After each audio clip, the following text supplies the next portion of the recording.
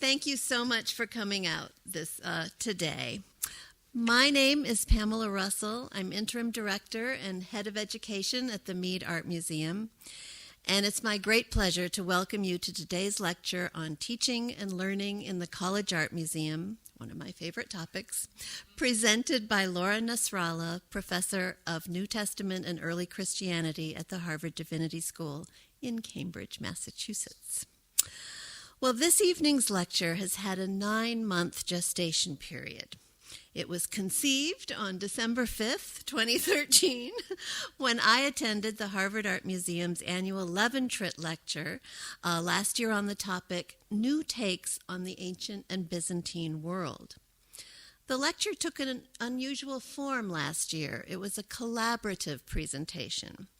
3 separate museum curators from Dumbarton Oaks, from the Yale University Art Gallery, and from the Harvard Semitic Museum gave fascinating accounts of their recent innovative museum installations of ancient art. But even more fascinating to me were the words of that evening's respondent, Laura Nasrallah, here with us today.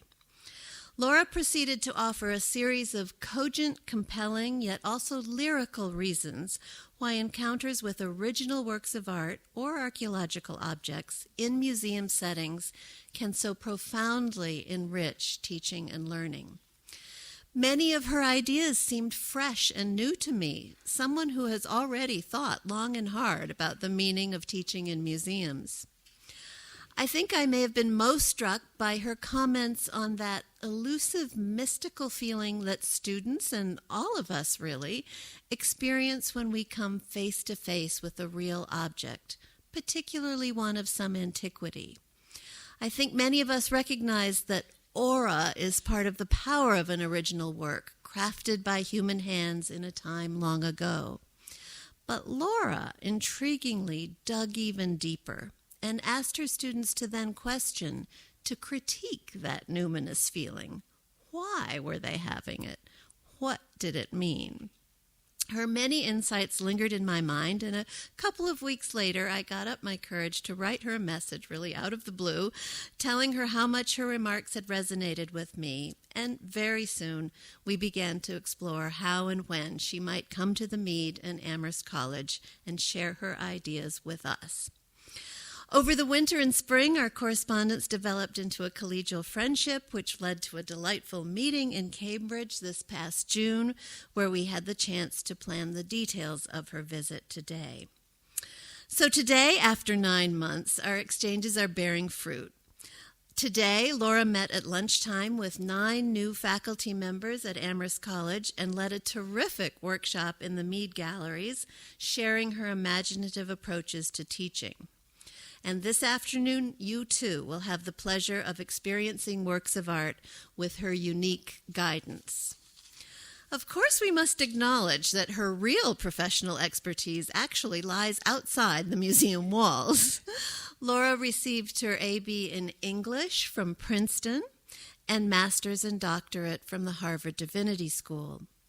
We learn from her Harvard website that her research creatively brings together New Testament and early Christian literature with the archaeological remains of the Mediterranean world and engages issues of colonialism, gender, status, and power.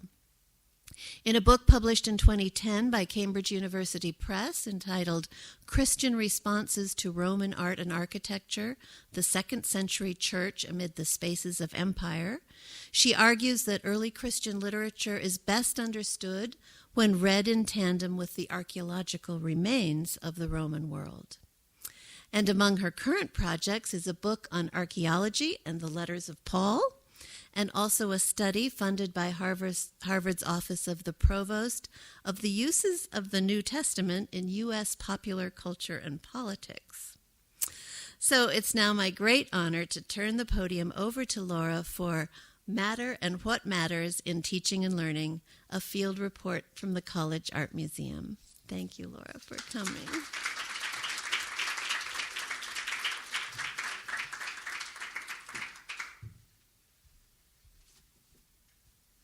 I'm really really honored to be among you today and thrilled that you chose to be inside this room on such a beautiful afternoon when I understand that there's a street fair going on, although I think you can still hit it.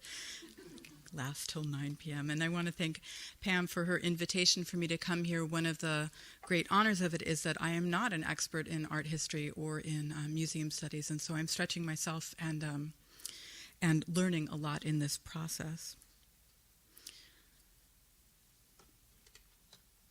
In the ancient Mediterranean world, people debated what seeing could do to you. Those who followed intramissionist theories like Epicurus and Lucretius argued that objects emitted tiny particles, idola, or simulacra in Latin, that reached the eye.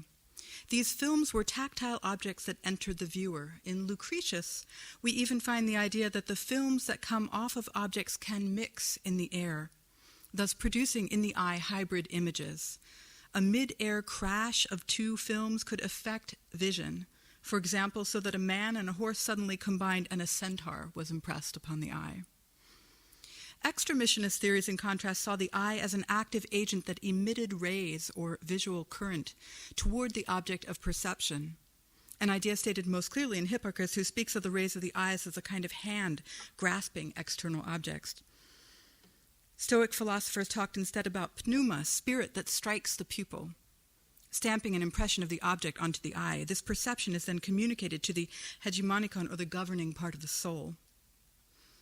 In the case of both intramissionists and extramissionists, we understand that seeing is a deeply physical matter. This afternoon, I'd like to talk to you about why, for me, a scholar in the humanities whose work creeps towards the social sciences, the college or university art museum can be a centerpiece of the liberal arts college and liberal arts education, and how it can help us to see differently and to think about what we assume about seeing.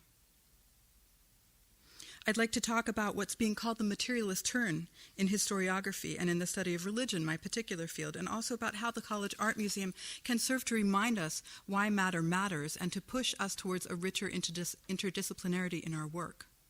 How it can make us to think about how we see quite literally and how transformation happens quite literally, as in this example from the Harvard University Art Museum, where to the left you see the ways in which a different form of seeing, through X-rays, reveals something within this bronze Egyptian object, and then on your right you see the ways in which the bronze has leached into the bones of the falcon within it and thus materially transformed the mummy within.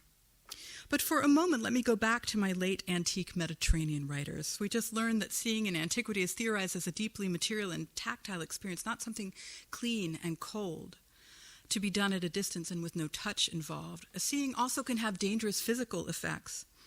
Achilles Tatius's perhaps 2nd century romance titled Leucippe and Cleitophon reads, and let me warn you, it's a bit racy if you're in a late antique way at least. It says this, "And do you not know what a thing it is that the lover be seen? This pleasure is greater than doing the deed. For the eyes reflecting each other take an impression of images of bodies as in a mirror, but the efflux of beauty flowing through them, through the eyes into the soul, has a certain intercourse by means of emanation, and it is a bit of an intercourse of bodies, for it is a new embrace. Images impress on something on you. They can literally reform the eye. Seeing can even be a kind of sexual intercourse." The early Christian writer Tertullian, and if you know anything about early Christianity, you know he's extremely grumpy, responds to such ideas with his usual bombast and bossiness. Writing from 3rd century North Africa, he's seeking to curtail the role of women in the early church. In a larger treatise in which he argues that virgins should wear veils, Tertullian says this, "The same kinds of eyes reciprocally crave after each other. Seeing and being seen belong to the self-same lust." Tertullian's argument is so strenuous, and our knowledge of the role of women in early Christian leadership so rich, that we can surmise that he's desperately trying to limit the ways in which virgins are seen literally and in terms of their authority within the community by veiling them. He appeals to a commonplace idea about vision, its infecting dangers to do so. I press so hard on these ancient ideas of seeing for 2 reasons. First, because it's what I know, right from what you know, they say, and much to my children's chagrin, I know more about late antiquity than Pokemon or Harry Potter at this moment. But second, I want to emphasize that to take objects seriously most seriously involves thinking about them not only or primarily as aesthetic objects, but as material culture, and that such thinking requires us, I believe, to ask deeper questions about what we mean by matter and transformation. The ancient writers I've quoted have different ideas about how vision works or what it does to you, but I think they'd all agree that seeing something involves a kind of transformation. It changes you not only on some level that's spiritual or intellectual or vague, but also in some potentially dangerous, potentially pleasurable way, a material way. Science, whether the science of perception or the science of material transformation, social history, ethics, all of these and more are wrapped up in the question of how and what you see. I start with these ancient theories of vision also because entering into the intellectual and imaginal world of late antiquity, because of its very unfamiliarity, may provoke us to consider and to question our own common sense assumptions about how we see.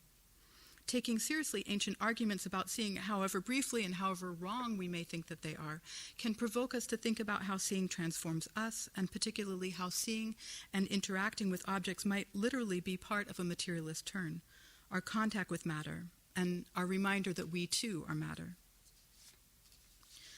But how does time in the college or university museum push us, whether we're in the humanities or the arts or the social sciences or the physical sciences, to think about matter? And what can a collection like the fine one here at Amherst do for us? Colleges and universities like to talk about interdisciplinarity, but they don't always know how to foster it. Larger forces in education today have the effect of creating competition and contention between fields and departments.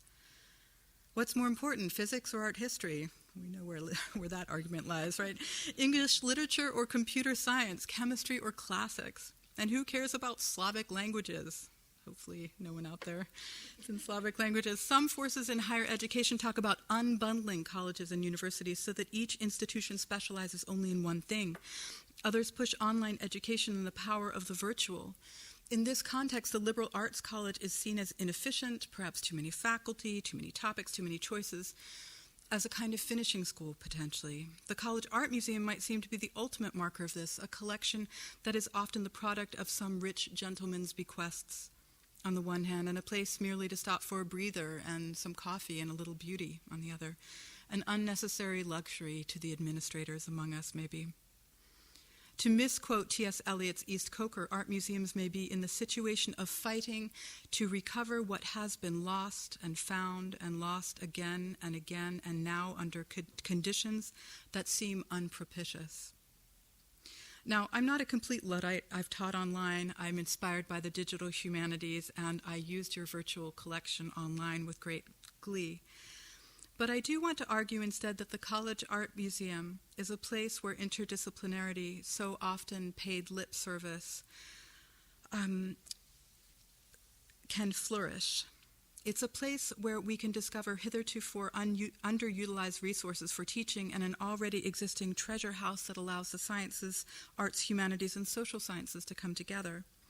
Marvelous collaborations can happen between those of us faculty who are not trained in art history, archaeology, or museum studies, and curators who, among their many other roles, are important pedagogues. They think about how to teach visitors through the limited collections any given museum has, and they make possible the convergence of faculty, students, and objects. As you know, I speak to you as laity. That is, I'm neither archaeologist nor art historian nor curator. I teach and I write about New Testament and early Christian texts. I'm trained in literature and history.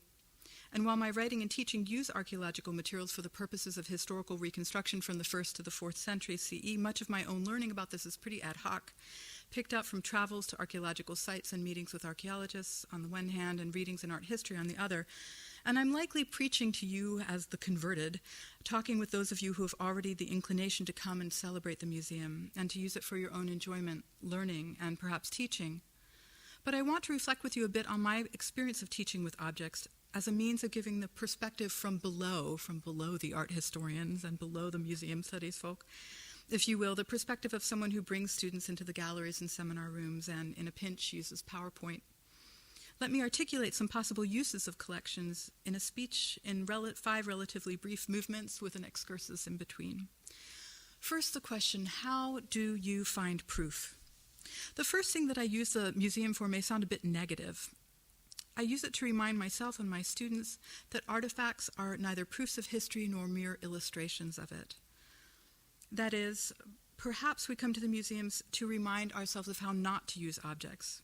In one recent book in my field subtitled What Archaeology Reveals About the First Christians, a scholar explains that he uses archaeological materials in his teaching of the New Testament to try to open, and I quote now, a window onto the lives of real people. I try to take my students back in time and away in space 2,000 years ago and 10,000 miles from here.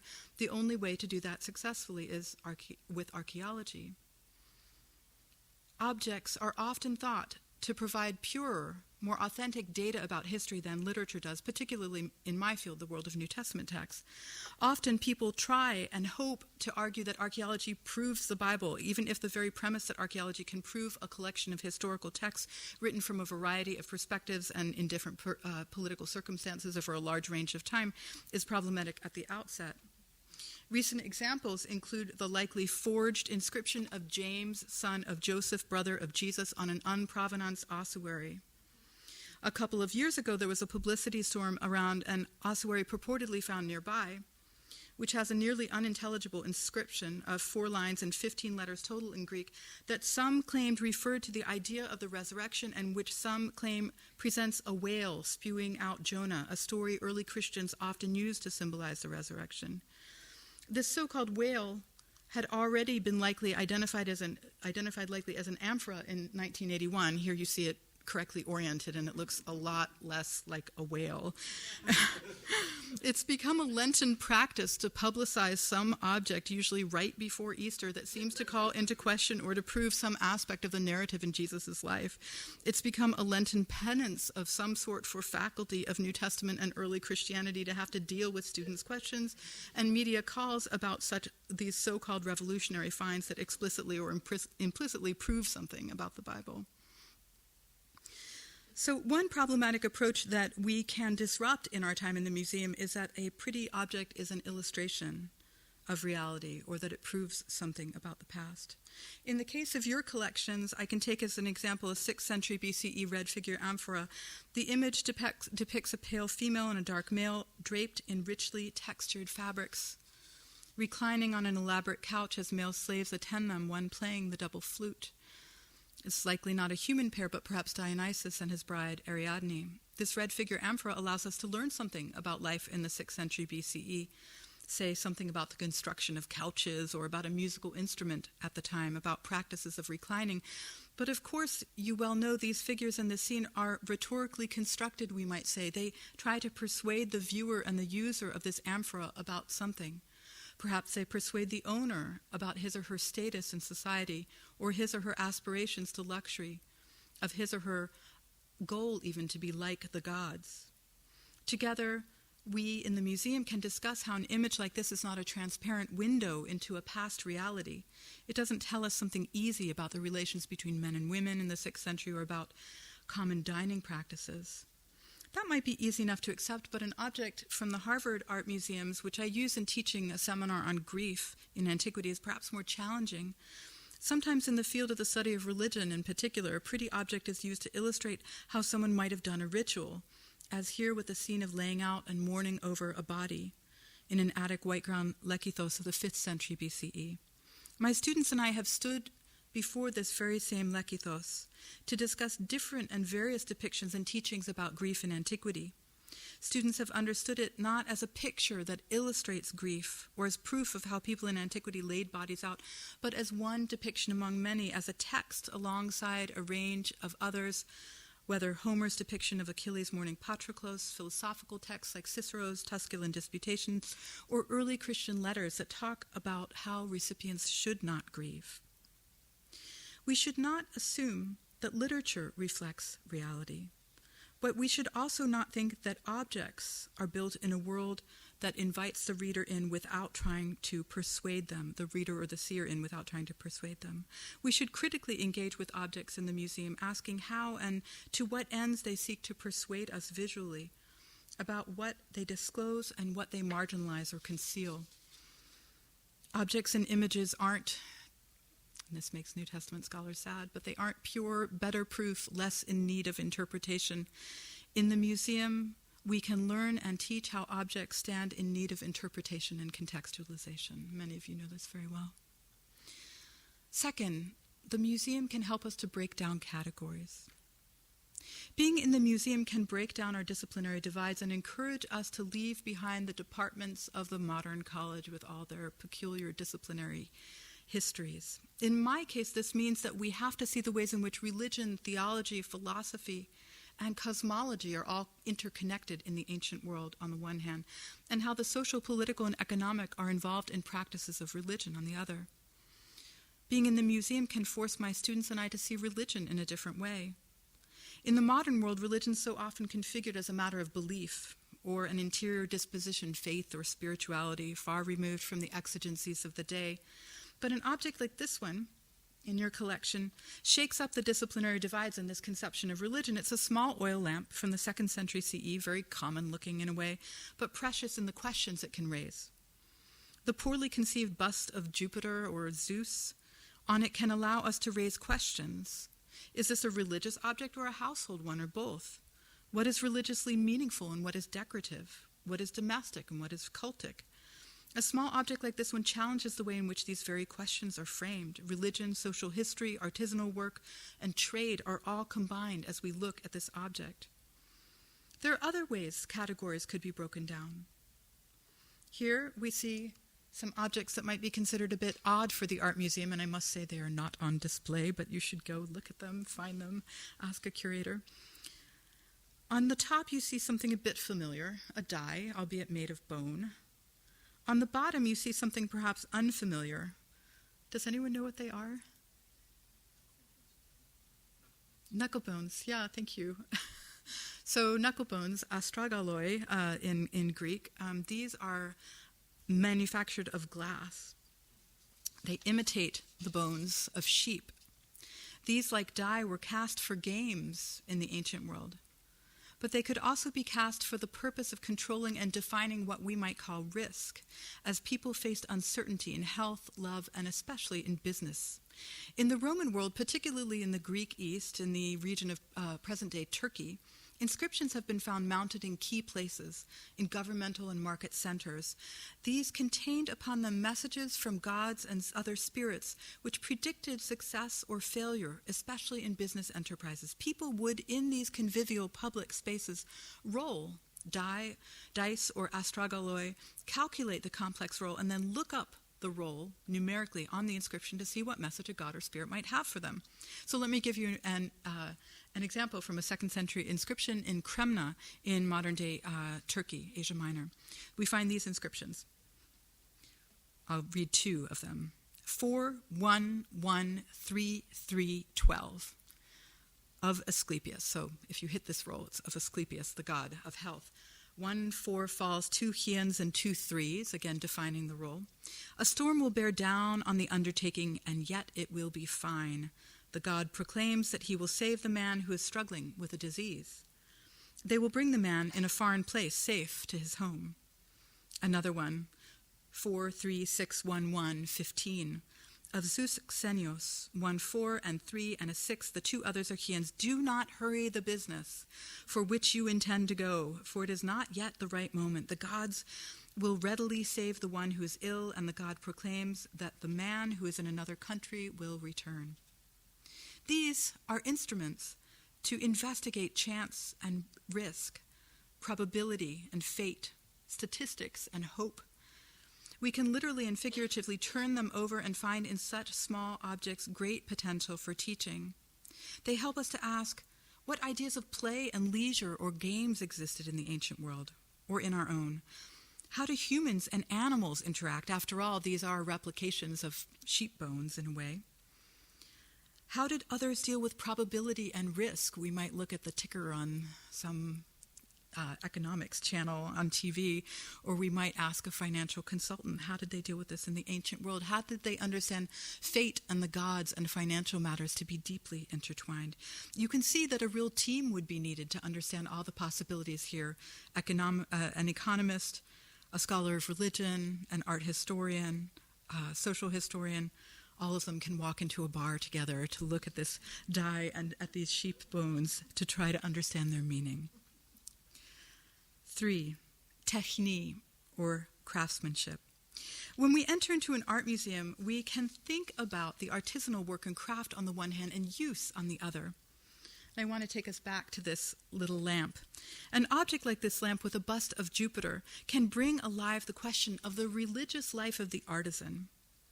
I'm going to go back to Tertullian, that notoriously cranky North African Christian writer. He writes another tractate in the early 3rd century in which he gives an over-the-top argument.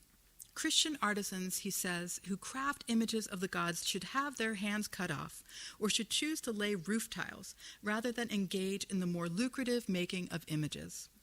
And now I'm quoting him, "To them," that is to the images, "you immolate your ingenuity. To them you make your sweat a libation.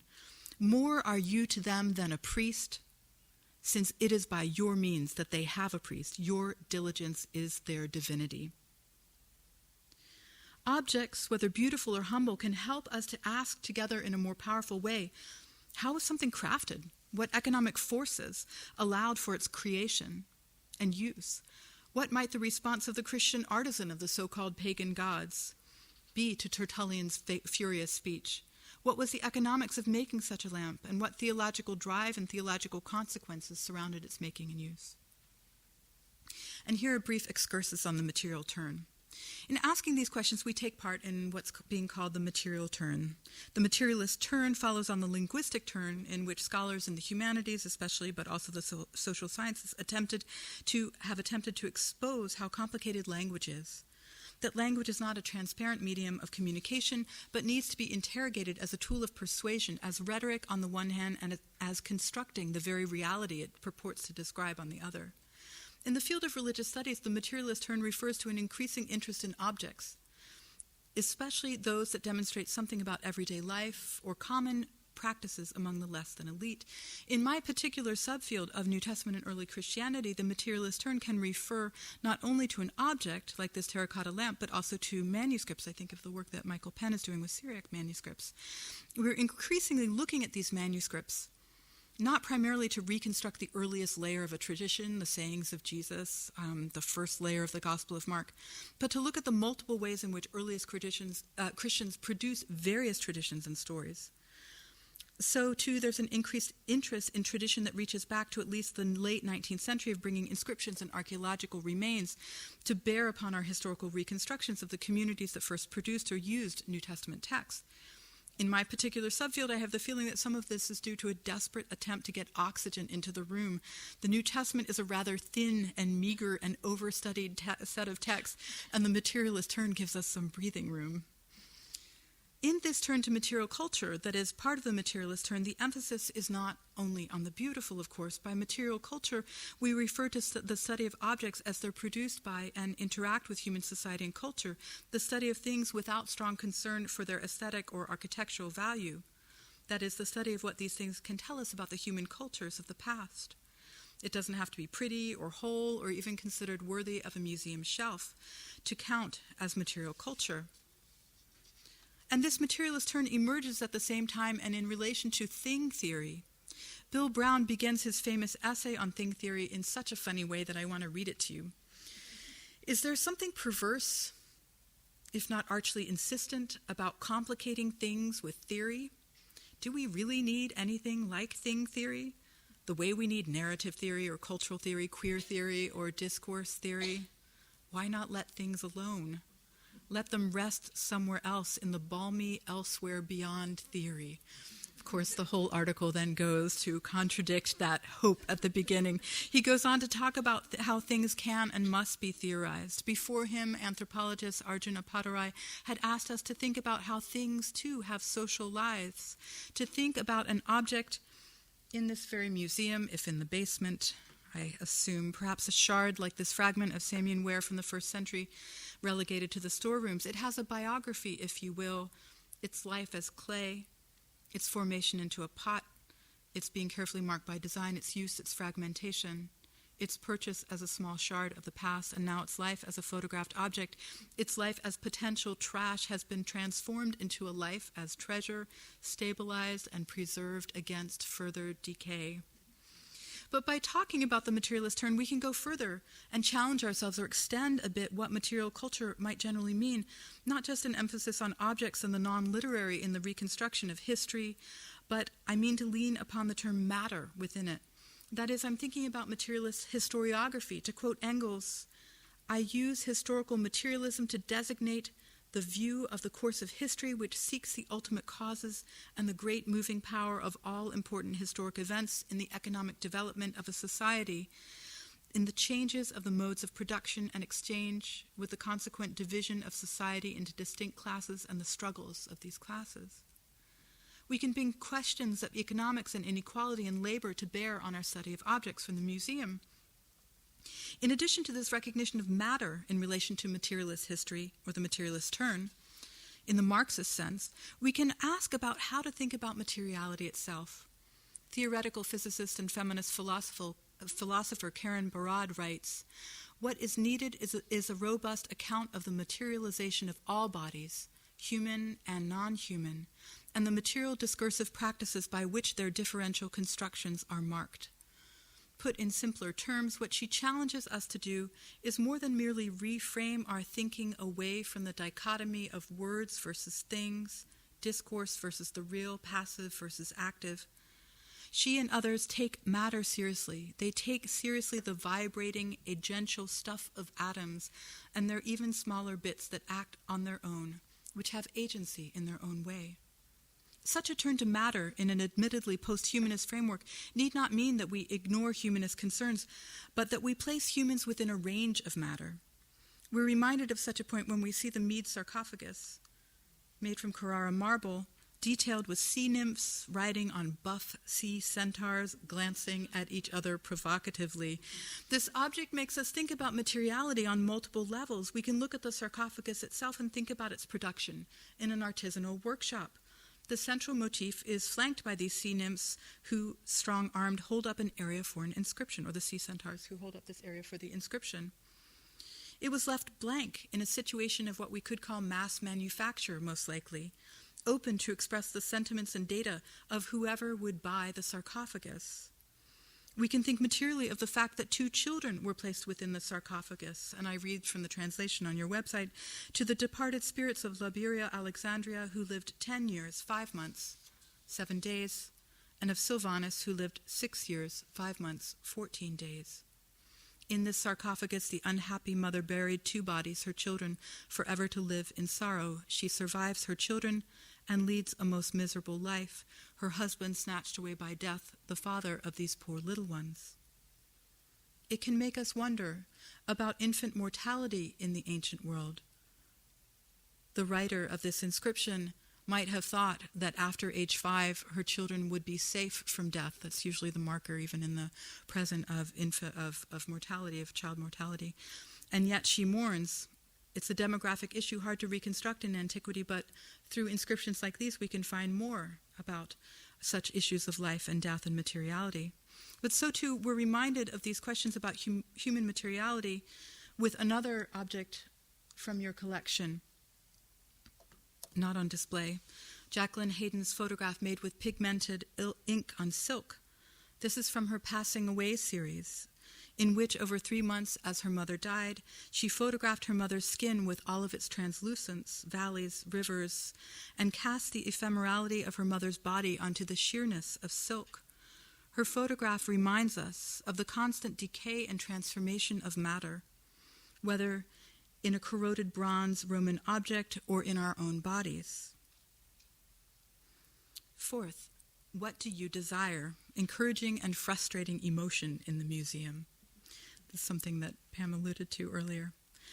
Especially when we're in seminar rooms handling objects from storerooms at Harvard, or when I travel with students to Greece and Turkey and watch them peer into museum cases, often exercising longer periods of concentration than I can. I observe their excitement and transformation, the connection and energy that we often feel when we're proximate to an object, whether an object from classical antiquity or something we know to be unique, not replicable in this age of mechanical reproduction. Let's take a small but beautiful example from your collection, this Hellenistic flute player. Dating to the 2nd century BCE, it was likely part of a larger set of figurines, perhaps associated with the god Dionysus. He lightly balances on his toes, floating, arms mid-dance, hair thick and wreathed in celebration. You can feel the uplift of breath that raises his body before the sound of the flute in exhalation. Such pieces inspire, they wow. But our time in the museum can also allow us to question the numinous feeling that we get when we touch something that those in antiquity too touched and produced. Why do we feel some connection to a unique object or an ancient thing? Something that Freud, of course, expressed when he himself mounted the Athenian Acropolis and then, of course he was thinking about his father, penned in astonishment, "So all this really does exist." In the museum, we can both enjoy and question this feeling of wonder and connection. From the Mead collection, again, we may get a sense of this longing in the mid-19th century painting by George Loring Brown in American August morning near Rome. It produces a kind of wistfulness. The landscape in the foreground's dappled with light, but you can still feel the heat of the sun and see how parched some of the dusty earth is in front of the ruin. And it was wonderful for me actually to see it today, and the brushstrokes are really interesting. I encourage you to go and look if you haven't. In the background, past the cool of the trees, you can see a misty city and 3 dark cypress trees crescendo upwards to set off not only the ruin in the foreground, but also the long aqueduct behind. This scene with maybe Orientalist impulses, I'm not sure, but you can note the small figure who will hawk bright wares from his donkey later in the day, produces a kind of longing and evokes the stillness of a decaying past. His 1855 painting may be produced from and produce similar sentiments to those that we often feel upon entering the museum seminar room or leaning against a column on an archaeological site, the frisson of excitement and poignancy. Interrogating our affective responses can help us to explore in an academic way questions of how we construct self, history, and identity. Why do we feel this? Do we assume some heritage has passed from this little flute player to ourselves? Or why would someone, perhaps returning in the late 19th century from a grand tour in Europe, bring back a miniature temple of Hercules Victor or produce one, a miniature, beautiful marble temple? Does this make one long to be like Hadrian, who could build such temples? Is this literally a touchstone to think about the past? Some aspect of Western culture that we can touch and inherit, perhaps from a road outside Rome? We can ask about what notions of ethnicity, intellectual coherence, transmission of ideas of Western culture undergird our feelings as we're in contact with these objects, or many other possibilities. Are we tugged by some human compulsion, the fact that hands 200 years ago made this, or grief and wonder at a moment's passing, or the fact that a dog, and I saw many of you with your dogs today, that a dog left a paw print, I think these are dog paw prints, maybe a cat, in an ancient terracotta roof tile from Roman Britain? If so, why do we have these feelings? What notions of history, continuity, humanness ground our experience? The museum allows us to feel this excitement, to enjoy the numinous pull of antiquity, and then to question of antiquity or uniqueness, and then to question our affective and intellectual responses. And I have to mention here that it's always very good to schedule museum visits in conjunction with course reviews, as the students' love of and excitement about the objects often translates into higher scores for your course. Fifth, and finally, how can the museum cultivate ethics, patience, and observation? If we use our college and university museums correctly, we can transform not only knowledge, I think, but also ethics. We could cynically see the new materialist turn in the humanities as merely trendy, a flash in the pan, a desperate act after being exhausted with literature and the literary turn. But I think it isn't, or it needn't be. As we look closely at objects and ask questions about them, we cultivate in ourselves a quiet disposition of attention. We cultivate a discipline in ancient Greek, an askesis, from which we get the term asceticism, perhaps not something you aspire to, but a very interesting idea of close attention and practices. We force ourselves not to look at the curatorial notes first. So tempting, isn't it?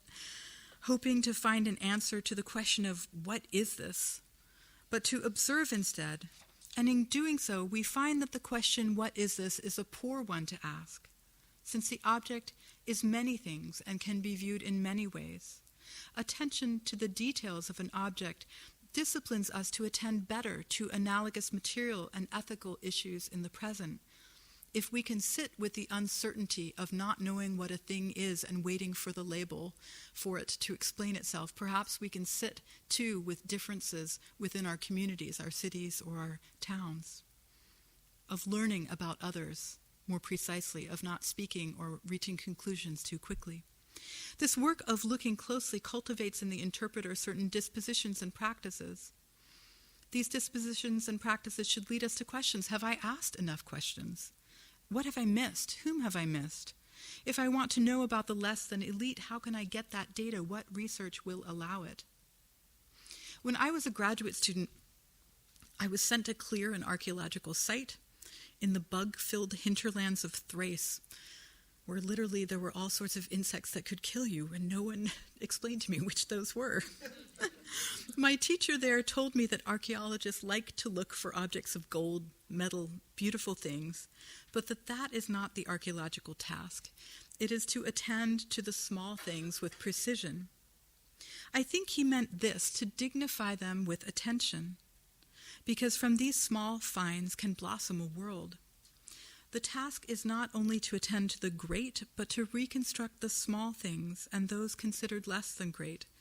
We don't do this so much for them, for the objects, or for those of the past, but for ourselves, to discover something about the past or something about a unique object that teaches us, that gives us a place to reflect about our own world by wandering into a different world that's familiar and strange by turn. The former poet laureate Kay Ryan has written a poem titled Absences and Breaks. And it resonates with me because it captures something of what drives me to teach with objects, and perhaps it will resonate with some of you, particularly the historians in the crowd. She writes this: "It's what we can't know that interests us, the pre-Greeks or Australopithecus, where there are more absences and breaks than bits of bone or pot. It's not news, but it fascinates. Our love of things, our mending minds that love to patch up other times like plates, and how this might extrapolate to hearts, explaining how here can be too much matching part. In the museum, we feel not only the drive of curiosity, but also maybe the excess that Ryan refers to, our mending minds that out of love patch up other times and places like plates, the too much matching part of our work. The work of a historian, or my work perhaps, is a work of mourning. We move between fragments, the lacunae of the historical record.